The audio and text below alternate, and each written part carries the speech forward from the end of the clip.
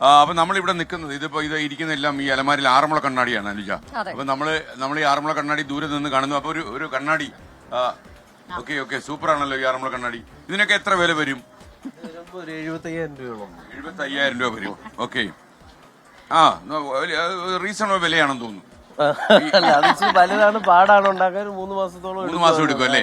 അപ്പൊ ഈ ആറന്മുള കണ്ണാടി സാധാരണഗതിയില് നമുക്ക് ഇതൊന്നും എടുക്കാമല്ലേ? എടുക്കാം. നല്ല വെയിറ്റ് ഉണ്ടല്ലേ? Okay okay okay okay. അപ്പൊ നമ്മുടെ ക്യാമറമാൻ വേണേ ഒന്ന് മുഖം കാണിച്ചോളൂ. Okay okay okay. ഇവിടെ വെച്ച് കഴിഞ്ഞാൽ കുറച്ചുകൂടെ അങ്ങനെ പടം എടുക്കാൻ നല്ലതായിരിക്കും. ഓക്കെ, അപ്പൊ ഈ 3 മാസം എടുക്കും അല്ലേ? സാധാരണ ഇത് ആരൊക്കെയാ വാങ്ങുന്നത്? എല്ലാ ആൾക്കാരും വാങ്ങും, കമ്പനീസ്. പിന്നെ അതുപോലെ തന്നെ നമ്മുടെ വിഷുവിന് കണി വെക്കാൻ ഉപയോഗിക്കുന്നു, അഷ്ടമംഗലി തട്ടിന് വെക്കാൻ ഉപയോഗിക്കുന്നു, പൂജാതി കർമ്മങ്ങൾക്ക് ഉപയോഗിക്കാറുണ്ട്.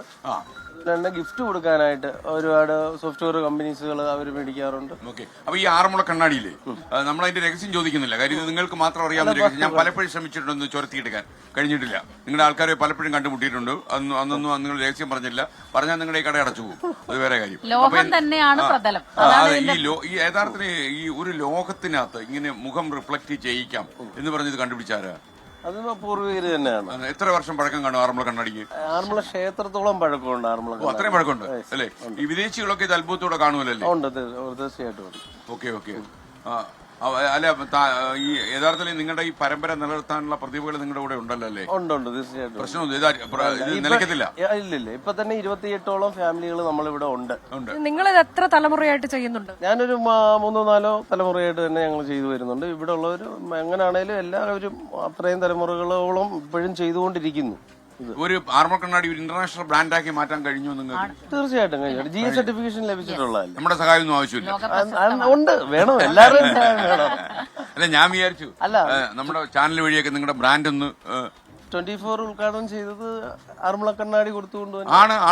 അതിനി പുതിയ ചാനൽ തുടങ്ങിയാലും നമ്മൾ ഇംഗ്ലീഷ് ചാനൽ തുടങ്ങുന്നുണ്ട്. അന്നും ആറന്മുള കണ്ണാടി വെച്ചിട്ട് തന്നെ നമ്മൾ ഈ യൂട്യൂബ് ചാനൽ ഇംഗ്ലീഷിൽ തുടങ്ങുന്നുണ്ട്. കാരണം വിഷുവിന് അതിന്റെ ലോഞ്ച് ആയിരിക്കും. അന്നും ഒരു ആറന്മുള കണ്ണാടി പൈസ പിടിച്ചിട്ട് വന്നാൽ മതി.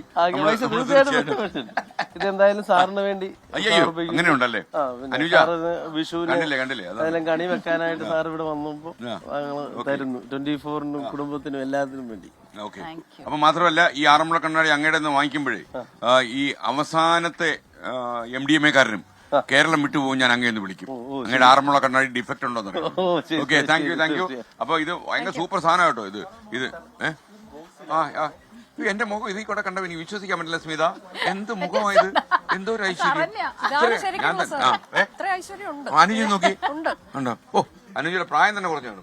പിന്നെ സ്മിതയുടെ ഞാൻ പറയുന്നില്ല, പ്രായമില്ലല്ലോ, കൊച്ചുകുട്ടിയല്ലേ. അപ്പം ഓക്കെ. അപ്പൊ നമുക്ക് എന്തായാലും വളരെ സന്തോഷമുള്ള ഒരു കാര്യമാണ്. അപ്പൊ ഈ ആറന്മുള കണ്ണാടി ഒരുപാട് ടൂറിസ്റ്റുകൾക്ക് ഹരമാണ് ആറന്മുള കണ്ണാടി. അപ്പൊ ആറന്മുള പാർത്ഥസാരഥി ക്ഷേത്രത്തിന്റെ മുന്നിൽ നിന്നുള്ള നടയിലാണ് നമ്മൾ. തെക്കേ നടയില്ല അല്ലേ? കിഴക്കേ നട. അർജുനന് മുന്നിൽ വിശ്വരൂപം കാണിച്ച ആ രൂപമാണെന്നാണ് പറയുന്നത്. അർജുനൻ സ്ഥാപിച്ച ക്ഷേത്രമാണ്. പാർത്ഥസാരഥി എന്നാണ് പേരെങ്കിലും വിശ്വരൂപത്തിലാണ്. 6 അടിയോളം ഉണ്ട് വിഗ്രഹത്തിനെന്നാണ് പറയുന്നത്. ഈ ക്ഷേത്രത്തിൽ വന്നിട്ടുണ്ടോ സ്മിത? ഞാനും ഒരിക്കൽ വന്നിട്ടുണ്ട്. ഈ ആനകൾക്ക് ചവിട്ടിക്കയറാൻ പാകത്തിനുള്ള പടികളാണ് എന്നാണ്. അപ്പൊ അങ്ങനെ ചവിട്ടി കയറാറുണ്ടോ? കിഴക്ക് ഭാഗത്തുള്ള പടികൾ തന്നെയാണ്. അല്ല, ഈ ക്ഷേത്രത്തിന്റെ ആകാശ ദൃശ്യം കാണിക്കാൻ നമ്മുടെ ആളുകളോട് ചോദിച്ചാൽ ഒരു പക്ഷേ അതെ ഈ 18 പടികൾ തന്നെയല്ലേ അത്? ഈ പടികളുടെ ആനകൾ ചവിട്ടുന്ന പടി.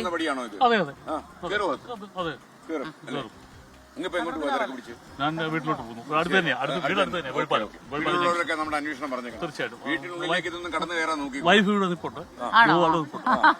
വൈഫ് ഒളിഞ്ഞിരിക്കല്ലേ? അമ്പലത്തിൽ കയറിയിട്ട് അങ്ങനെ ചെക്ക് ചെയ്യാൻ നിൽക്കായിരിക്കും. ഓക്കെ. അപ്പൊ എന്തായാലും നമ്മുടെ ഈ യാത്ര നമ്മള് അവസാനിക്കുമ്പോ ഉണ്ടല്ലോ സ്മിത, കേരളത്തിൽ എന്തെങ്കിലും ഒരു മാറ്റം വരുമെന്നാണ് എന്റെ ഒരു വിശ്വാസം. ഇന്നലെ രാത്രി ഞാൻ ഇങ്ങനെ ആലോചിക്കുകയായിരുന്നു. നമ്മൾ ഈ 39 ഡിഗ്രിയിൽ നമ്മൾ ഇന്നലെ വെയിലും ഉണ്ടല്ലോ, 37-39. അതുകൊണ്ട് ഒരു പ്രയോജനം ഉണ്ടാകത്തില്ലയോ? അപ്പോഴാണ് എന്റെ മനസ്സ് പറയുന്നു ഇത് പ്രയോജനം ഉണ്ടാകുമെന്ന് മാത്രമല്ല നമ്മുടെ ആളുകള് കുറച്ചുകൂടി നേർവഴിക്ക് പോകാനുള്ള സാധ്യതകളൊക്കെ ഉണ്ട്. നമ്മുടെ അമ്മച്ചിയോട് ചോദിക്കും, അമ്മച്ചി എങ്ങോട്ട് പോവാ? എവിടെ പോവാ? അമ്പലത്തിലോട്ട് പോവാ അല്ലേ? സന്തോഷം. അമ്മച്ചിയുടെ പേരെന്താ? എന്നെ കണ്ടപ്പോ എന്തെങ്കിലും കുഴപ്പം തോന്നുന്നു? അമ്മച്ചി ഇങ്ങനെ സൂക്ഷിച്ചു ചോദിച്ചാല് എന്തെങ്കിലും കുഴപ്പം അമ്മച്ചിക്ക് എന്താണ് അമ്മച്ചിക്ക്? അമ്മച്ചിക്ക് ഉണ്ണി, അമ്മച്ചി കുറച്ച് കാശ് കൊടുക്ക്. അമ്മച്ചി രാവിലെ അമ്മച്ചി നമ്മുടെ ആൾക്കാർ കുറച്ച് കാശ് തരും അമ്മച്ചിക്ക്. സൂക്ഷിച്ച് ഉപയോഗിക്കണത്, കുറച്ച് കാശ് തരും. ആരാ കൈ കാശുണ്ടെങ്കിൽ കുറച്ച് അമ്മച്ചി കൊടുത്തേരെ. അമ്മച്ചി അവിടെ തന്നെ നിൽക്കും കേട്ടോ. അമ്മച്ചി ഒരാളുടെ കാശില്ലേ?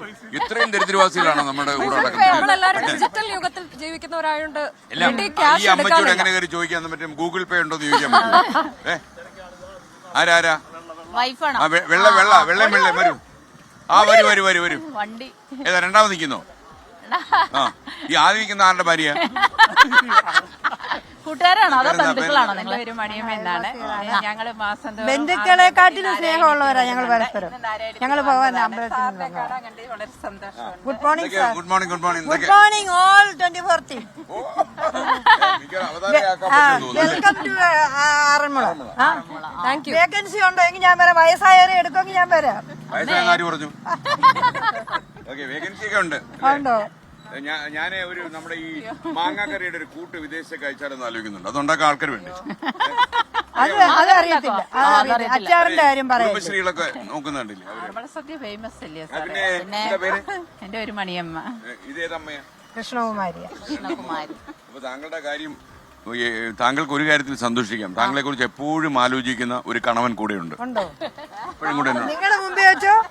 എനിക്ക് ലഹരി ഉപയോഗിക്കാത്ത എന്നെ എപ്പോഴും ചിന്തിക്കുന്ന 3 മക്കളുണ്ട്.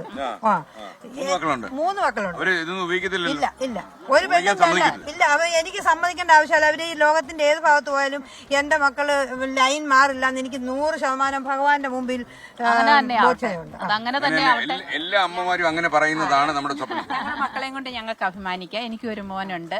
മോനിപ്പോ ഇവിടെ ഇല്ല. പക്ഷെ വളരെ നല്ല സ്വഭാവമാണ്. അങ്ങനെ വേണം. അതിന്റെ ക്രെഡിറ്റ് എനിക്കാണ്. കാരണം ഞാൻ അതുപോലെ അവരെ വളർത്തിയതുകൊണ്ട് അവർക്ക് വല്ലതേൻ എന്റെ ഭർത്താവ് നിൽക്കുന്നു. ചോദിച്ചു നോക്കാട്ടെ. അച്ഛന് റോളില്ലേ അതിനകത്ത്? അച്ഛൻ പൈസ മാത്രം തന്നിട്ടേ ഉള്ളൂ. ശരിയാണ്. കറക്റ്റാ. അച്ഛൻ ഈ ചൊല്ലിയ പൈസക്കാരൻ. നമ്മൾ പോട്ടോ, വണ്ടി വിട്ടോ. ഓക്കെ. അച്ഛനെ കുറിച്ച് നല്ല അഭിപ്രായം. അതാ കളി. എല്ലാ അച്ഛന്മാരെ കുറിച്ചും ഇങ്ങനെ തന്നെ സ്ത്രീകള് പറയുക.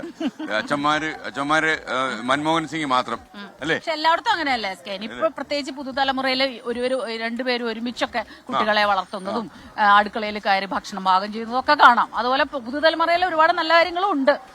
യാത്ര ചെയ്യുമ്പോഴേ നമുക്ക് അത്യാവശ്യം നടക്കാൻ പറ്റുന്ന ഒരു നല്ല കാര്യം. അത് ഇതുപോലെ ക്യാമറമാൻ അങ്ങോട്ട് കാണിച്ചേ. അമ്മ വളരെ സന്തോഷത്തോടെ അവിടെ നിൽക്കുന്നു. അമ്മ ഭക്ഷണമൊക്കെ ഉണ്ടാക്കിയോ? ഓക്കെ അല്ലേ? അമ്മയുടെ പേര് പറഞ്ഞില്ല. അങ്ങോട്ട് ചെല്ലുകുട്ടി. അമ്മ ചെരുപ്പൂരിട്ട് കാലേ കയറി പിടിക്കും. ശാന്തകുമാരി ഇവിടെ എല്ലാ ദിവസവും ഇല്ല. അമ്മ ഞങ്ങളുടെ പരിപാടികൾ കാണാറുണ്ട്. ദിവസവും കാണാറുണ്ട്. ഭൂമിയിൽ നിന്ന് തന്നെ തുടച്ചു നീക്കണം. ഓക്കെ. അമ്മ അപ്പൊ ഞങ്ങൾ പോകുന്നു. ഓക്കെ അമ്മ, താങ്ക് യു.